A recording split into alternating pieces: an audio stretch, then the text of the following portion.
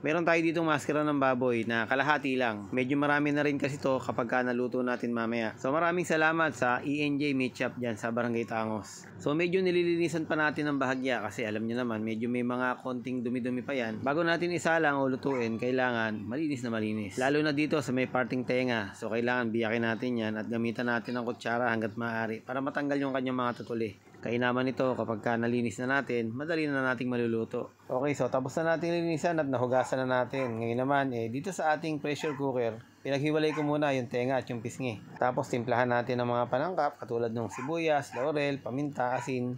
Yun lang naman, tapos takpan na natin. Papalambutin natin ito ng mga 15 to 20 minutes. So hindi kailangan dito yung malambot na malambot. Kailangan lang dito yung saktong nakakain lang. Makalipas nga ang mga ilang minuto, hinango na nga natin. Sa tingin ko nga medyo malambot na siya. So hahanguin muna natin at papalamigin. Kapag malamig na, hihiwain muna natin ito. Habang naghihiwa naman ako dito, gusto ko lang batiin si Ninita Lopez de la Cruz. Ganon din si Annabel Jeronimo Lantisa. At binabati ko rin po si Mr. Danilo Llamado Matosinos. At maraming salamat din kay Ma'am Edita Estores Galban. At shoutout din po kay Ma'am Delia Kayabyab Salye at kay Ma'am Leticia Narciso. So ganito lang yung ginagawa nating paggagayat. Medyo manipis at medyo pahaba. Pero kung meron kayong kursunadang hiwa, pwede nyo namang gayahin kung ano yung gusto nyong gawin. Dito sa akin, mas gusto ko yung ganitong hiwa. Yung medyo pahaba siya na medyo maninipis lang. So nahiwa na natin lahat. Tapos titimplahan lang natin ng sibuyas. Isang pirasong sibuyas na medyo malaki-laki yung aking ginayat. At meron din akong ginayat dito na siling haba o siling berde. Tapos meron din akong ginayat na luya dito, medyo pinino ko lang. Mga 6 na pirasong kalamansi ito ang aking binubuhos, tapos lalagyan din natin ito ng pamintang durog.